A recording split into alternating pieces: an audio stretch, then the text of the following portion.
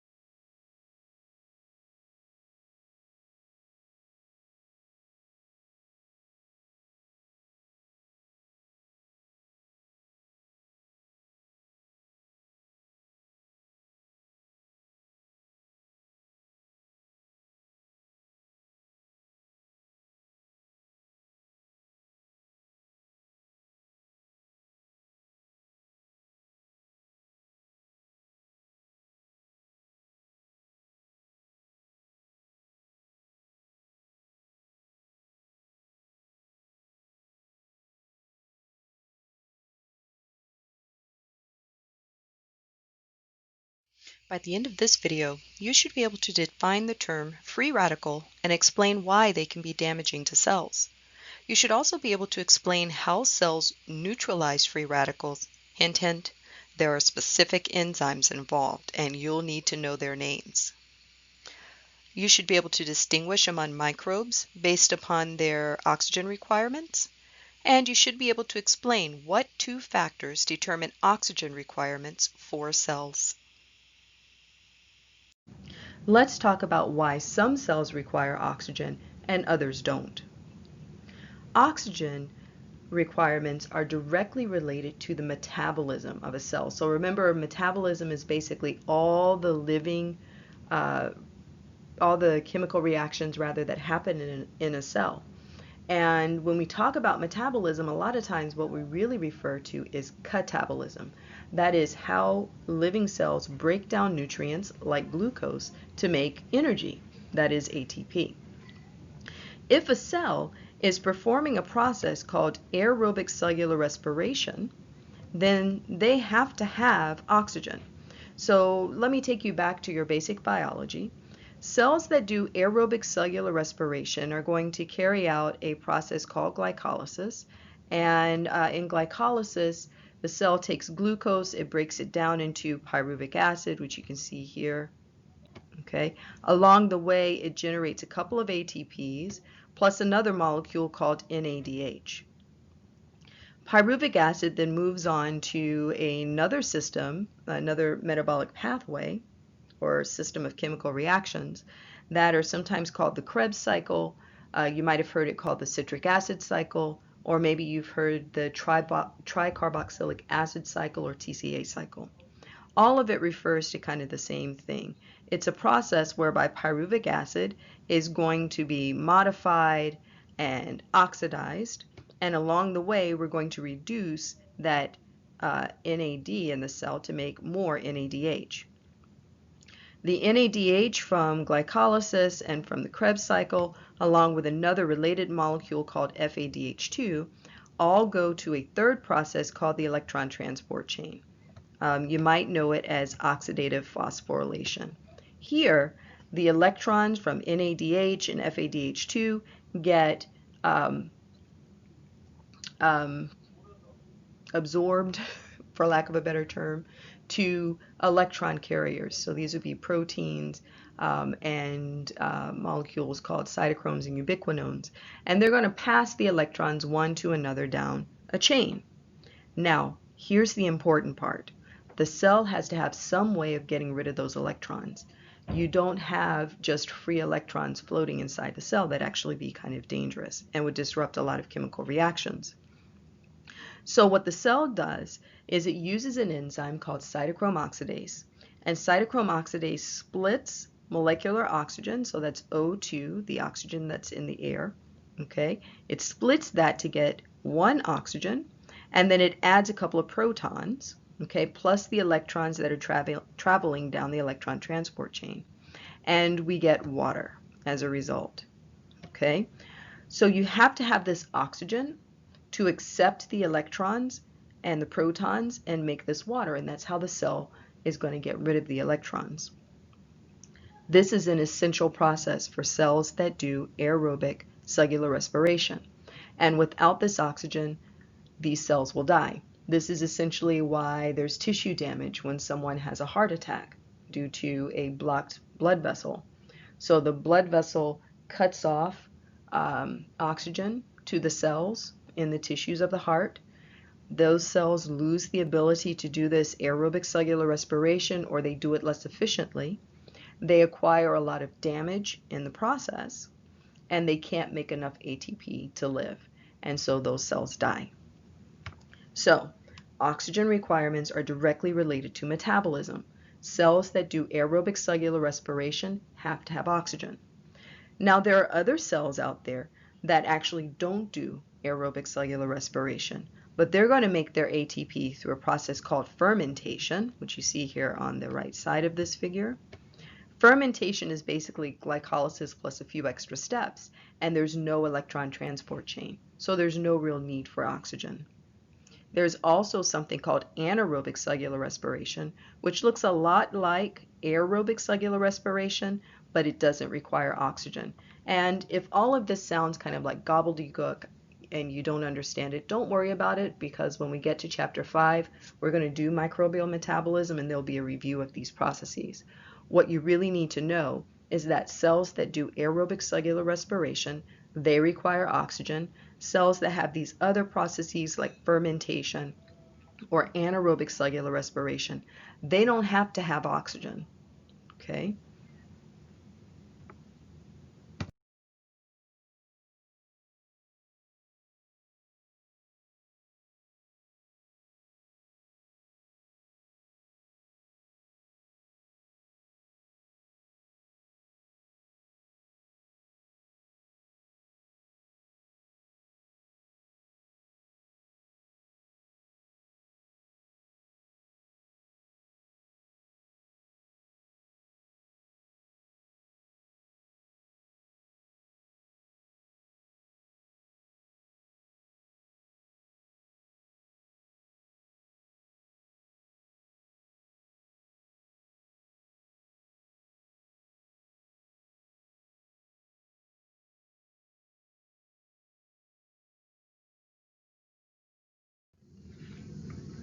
So there's a problem though with oxygen. Molecular oxygen is basically written as O2. It looks like this. So you have oxygen atoms, they have 6 valence electrons, they want to have 8 valence electrons, so they're going to do whatever they can to try to get to 8. You might have heard of the octet rule in your chemistry class. These molecules follow, or I'm sorry, these atoms, this element, rather, oxygen, follows the octet rule. So the way that oxygen gets to 8 valence electrons from having 6 is that it oftentimes shares electrons. Okay, so you might remember having heard about something called a non-polar covalent bond. This attraction between the oxygen atoms while they're sharing those electrons, that's that non-polar covalent bond. Okay. Now, in order to go from oxygen to water, you have to split these water molecules. These oxygen atoms in the oxygen molecule. Occasionally, that split is not perfect. So you wind up with what are called free radicals. Basically, these are oxygen atoms that have one or more unpaired valence electrons, and these atoms are extremely reactive. They happen as a result of metabolism. They can happen in the presence of a low oxygen environment, so hypoxia. Sometimes exposure to radiation causes the formation of these free radicals. Okay. What you need to remember is that these oxygen atoms want to have paired electrons. Okay, free radicals are unpaired electrons. So the free radical can steal or don't, oops, sorry, that looks bad. Let me try that again. They steal or donate their unpaired electrons to other atoms. Not going to work. Sorry, that's supposed to be an underline. In any case, when they steal or donate electrons to other molecules like proteins, lipids, or carbohydrates, that can actually change the shape of those other molecules, and that can actually reduce or eliminate the functions of those other molecules. So free radicals can actually be dangerous. And just as kind of a side note, there's a lot of research that relates the production of free radicals in eukaryotic cells to damage and age-associated damage in cells. So if you're a prokaryote, you've got these free radicals floating around. How do you get rid of them since they're so dangerous? Well, that's what I want to talk about now. Before I get to that, though, let's take a look at some common free radicals, some biologically important ones. So this is molecular oxygen right here. This is that O2 that we saw. So we have 2 oxygen atoms. They're sharing electrons to try to get a full octet. Okay. When This O2 picks up an extra electron. You get what's called a superoxide anion, and this molecule has one negative charge. When each oxygen picks up an unpaired electron, then you get a peroxide, and it has a charge of 2 minus. Okay. You get hydrogen peroxide when the peroxide anion picks up or shares electrons with hydrogens. So that's H2O2, and this is also toxic, by the way. When you have an oxygen that is bound to a hydrogen, so that's OH, and it has an unpaired electron that's called a hydroxyl radical. Okay. And you get a hydroxyl ion when you have that OH, okay, plus one extra electron here in gray. Okay, so that's a hydroxyl ion. All of these guys, the superoxide, the peroxide, the hydrogen peroxide, the hydroxyl radical, and the hydroxyl ion, all of them can be very reactive. So how does the cell get rid of them? Well, we're just going to consider the superoxide free radical right now. So here you have two superoxide anions, okay, and an enzyme called superoxide dismutase. Superoxide dismutase will actually bind those two superoxides to a couple of protons and produce hydrogen peroxide, okay, and or oxygen. Oxygen, not as molecular oxygen, not reactive, not so dangerous. This hydrogen peroxide, however, is toxic. Hydrogen peroxide is an oxidizer. So as an oxidizer, it can actually inactivate other proteins, and that will affect the function of the cell. So it turns out that cells can have other enzymes that will kind of neutralize that hydrogen peroxide. Two that you're responsible for this class are catalase and peroxidase. So this first equation right here, this is how catalase metabolizes hydrogen peroxide. You do not have to know this actual chemical formula, but you need to know what catalase does. Okay. So we're going to start out with hydrogen peroxide here. When hydrogen peroxide mixes with catalase, catalase breaks down that hydrogen peroxide to produce water and oxygen. Water and oxygen. And you've seen this before. Your cells have catalase in them. Catalase actually breaks down hydrogen peroxide that's produced in your cells. So when you get a cut on your hand, have you ever put hydrogen peroxide on it? If you have, you've seen it bubble up. The reason why that hydrogen peroxide, which you intend to clean to use as a antiseptic to clean your cut, the reason why it bubbles up is because when you get a cut, you break open your own cells. And then when they mix with hydrogen peroxide, the catalase from your cells breaks that hydrogen peroxide down into water and oxygen, and the result is those bubbles. Okay. Peroxidase is another enzyme that the cell can use to break down hydrogen peroxide. With peroxidase, hydrogen peroxide is combined with a couple of protons to produce water, which is a very harmless chemical in the cell. So for this class, you need to remember superoxide dismutase, catalase, and peroxidase. Now, are these the only enzymes that the cell has to take care of oxygen-free radicals? Truthfully, no. There can be other enzymes involved as well, but these are the most important when we talk about prokaryotes.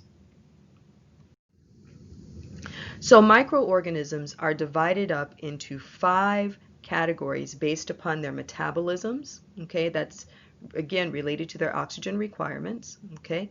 Plus the combination of enzymes that are actually inside the cell that allow the cells to withstand the presence of oxygen. So it's these 2 things that you need to remember for your exam. Okay, let me say it again. Oxygen requirements are dependent upon 2 things: the metabolism of the cell, okay, how is it making energy, and the complement of enzymes inside the cell that allow it to withstand the presence of oxygen and its free radicals. The 5 categories that we use for organisms to describe their oxygen requirements are as follows.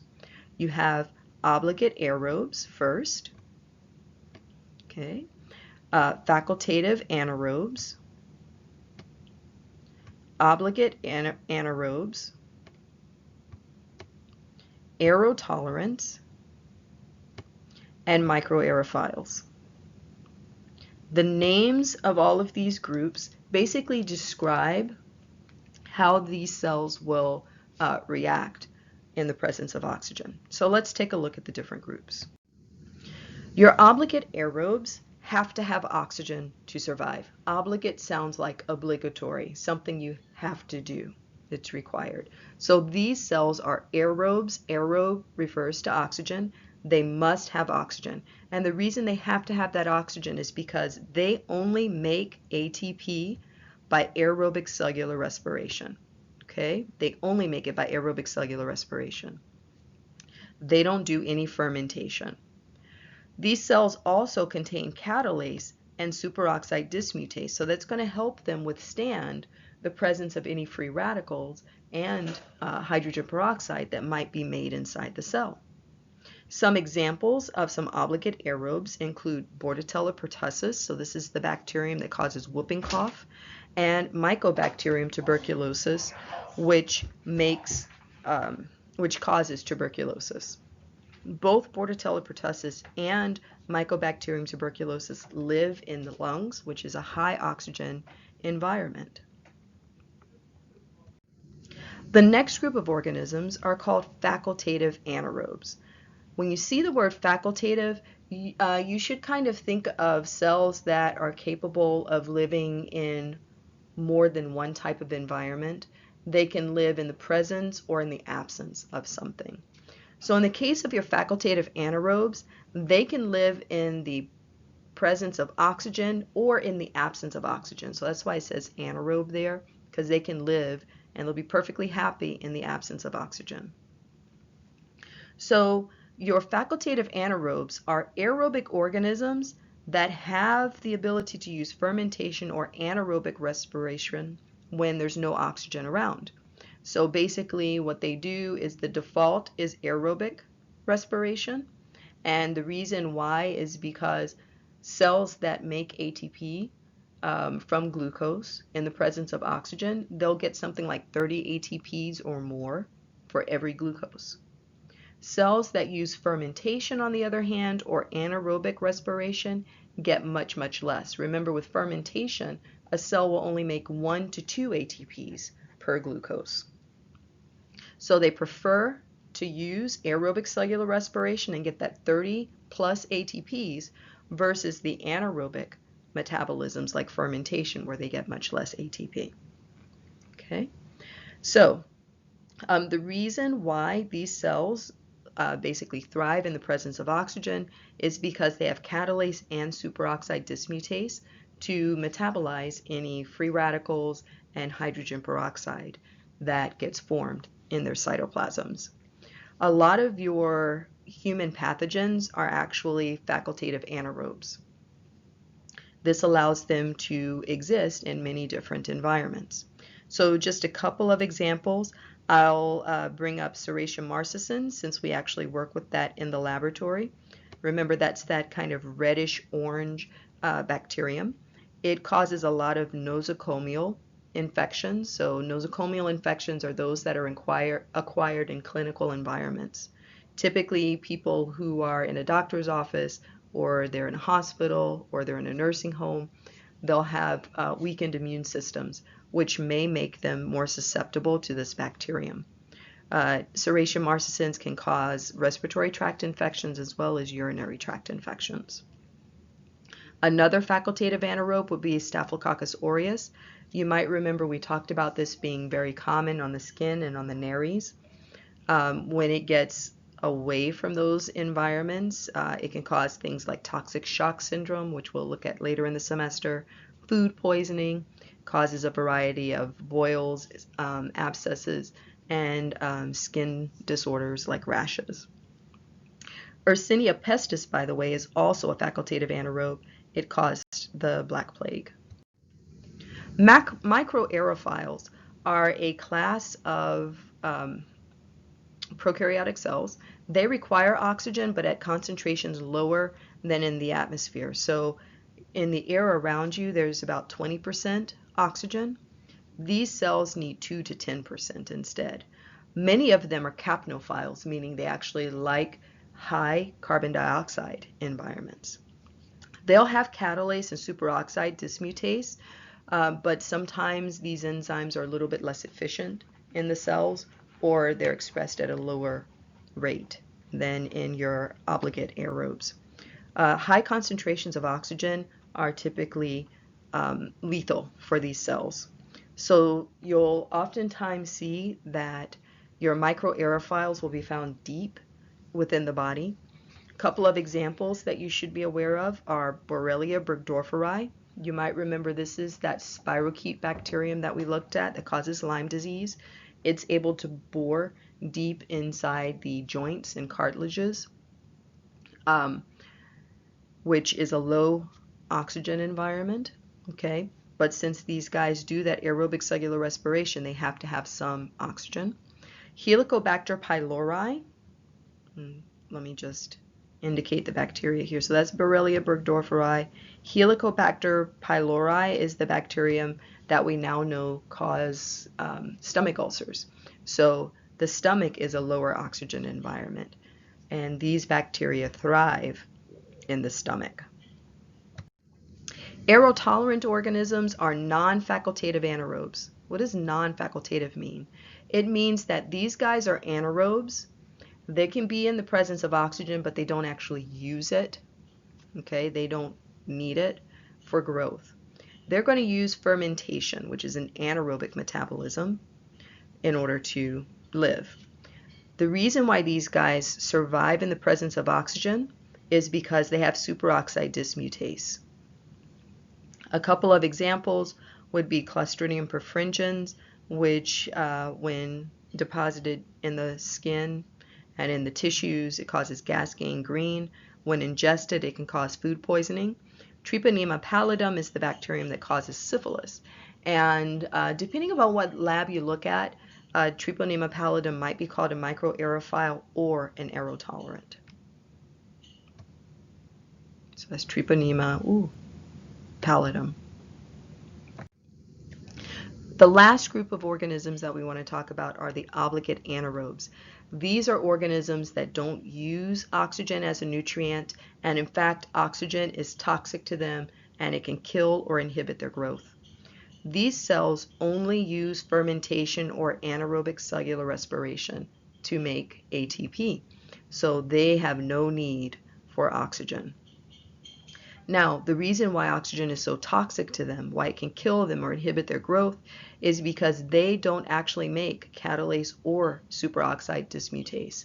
They don't make those enzymes necessary for getting rid of the free radicals and hydrogen peroxide. Thus, they can actually be killed by them. So one example of an obligate anaerobe that you definitely need to know if you're going into the medical field is Clostridium difficile. This bacterium can cause debilitating severe diarrhea. You often see this bacterium proliferating in people who have been on antibiotics for a long period of time, so that the complement of bacteria that's normally in their intestines, okay, has been largely killed off. That allows Clostridium difficile to grow out of control and bloom in the intestines and cause this diarrhea. We'll talk about this bacterium a little bit more in class. You'll want to remember that it makes endospores, and that's part of the reason why it's able to persist in clinical environments. Bacteroides fragilis is a bacterium that we find in the intestines. Okay, just like Clostridium difficile, they like low, very low oxygen environments. Bacteroides fragilis has been associated with obesity and the elderly. It causes peritonitis when it leaves the intestines. And Propionibacterium is a bacterium that lives deep within the pores of the skin, and it's responsible for causing acne, among other things. So all of these bacteria don't want to be around any oxygen. They would be growth inhibited or killed in the presence of oxygen. So I hope that this video was helpful. Things that you want to remember: not all living organisms require oxygen. You'll want to remember why. Remember, oxygen requirements are directly related to metabolism. Cells that do aerobic cellular respiration have to have oxygen. Cells that do fermentation or anaerobic cellular respiration don't have to have oxygen.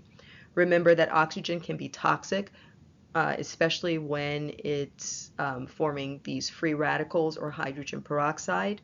Free radicals steal electrons from other molecules, which can inactivate those molecules and destroy their shapes and functions. Hydrogen peroxide is an oxidizing agent. It oxidizes proteins, which can also inactivate those proteins, making them non-functional. So oxygen can be bad. Cells get rid of toxic oxygen through the use of various enzymes. The ones that we focused on in this particular lecture are going to be superoxide dismutase, which takes superoxide anions plus protons, recombines them or binds them together to make hydrogen peroxide and oxygen. We also talked about catalase, which takes hydrogen peroxide, breaks it down into water and oxygen. And we talked about peroxidase, which takes hydrogen peroxide and turns that into water. I'll see you in class. Oxygen requirements can be measured in an agar deep containing sodium thioglycolate. This compound removes oxygen from the culture media when it's autoclaved. As the medium cools after autoclaving, oxygen slowly returns, but the sodium thioglycolate binds some of it, so it slows the return of oxygen. This creates an oxygen gradient where the oxygen content is highest at the surface of the medium and lowest at the butt of the medium.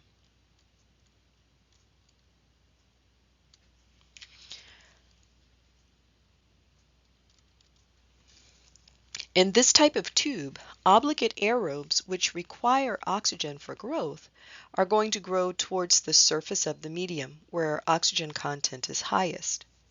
Facultative anaerobes, which prefer oxygen when it's present because they make more ATP, but can live in the absence of oxygen, will grow concentrated at the surface of the medium, but they'll also grow along the depths of the medium as well because they don't have to have oxygen. Obligate anaerobes, which are killed by the presence of oxygen, tend to grow only at the bottom of the test tube, where oxygen concentrations are lowest. Aerotolerants, which don't use oxygen at all, they grow throughout the test tube. And then your microaerophiles, which only grow at a narrow concentration of oxygen, tend to grow as a band, wherever that concentration of oxygen is suitable for growth. Are you still hanging in there? This is the end of the video. So in this video, I've talked about what free radicals are. Remember, in this case, they're oxygen atoms that have unpaired electrons. And remember, they can be damaging because atoms want to have paired electrons. So free radicals will go around either stealing electrons from other molecules like proteins, lipids, carbs, etc., and causing denaturation, or they might add extra electrons to those molecules. And whether they're stealing electrons or adding electrons, they're converting those other molecules into free radicals. We talked about enzymes like superoxide dismutase and catalase that help to neutralize free radicals. Remember, superoxide dismutase binds superoxide anions, those are your free radicals, and turns them into hydrogen peroxide.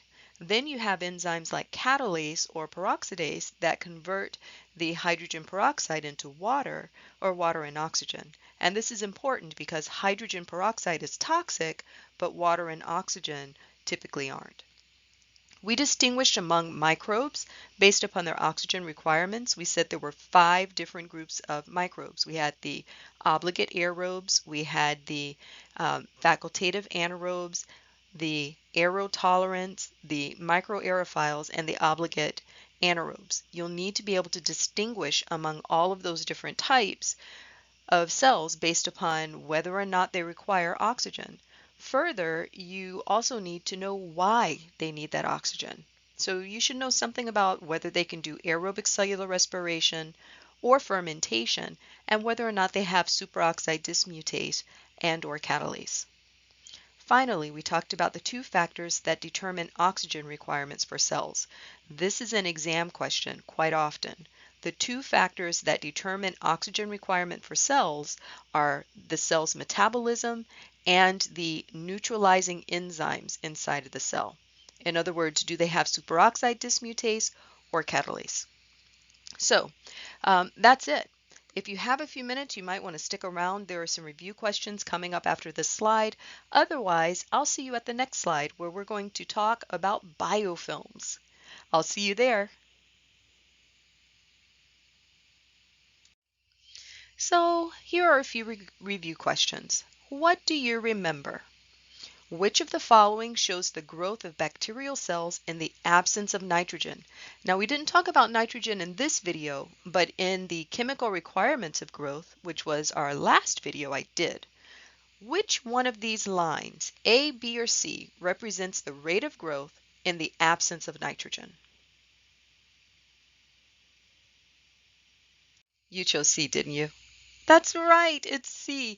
Cells don't grow in the absence of nitrogen. Remember, nitrogen is incorporated into ATP through adenine, which contains nitrogen.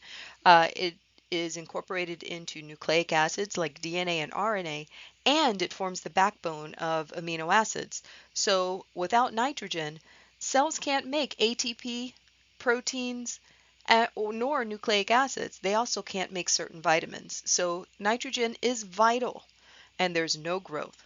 So C is the correct answer here. Here's another one. Which of the following is false? Is it that superoxide dismutase converts toxic oxygen species into hydrogen peroxide? Or is it that obligate anaerobes do not contain superoxide dismutase?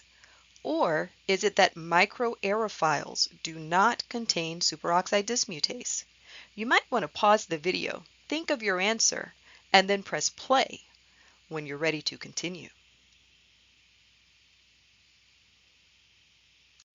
The correct answer here is number 3. Microaerophiles do not contain superoxide dismutase. This is completely false. Superoxide dismutase is present in your microaerophiles, as well as a form of catalase. How about this one? Which of the following lines shows the growth of microaerophiles in atmospheric concentrations of oxygen? Is it A, lots of growth, B, moderate growth, or C, little or no growth?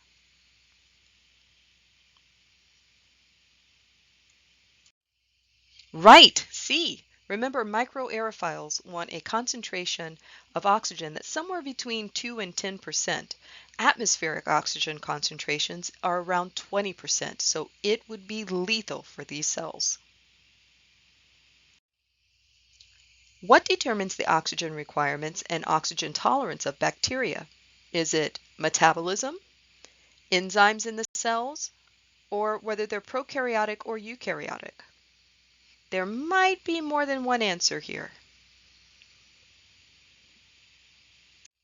Right.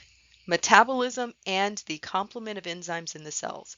Cells that have superoxide dismutase and catalase survive oxygen much better than cells that do not.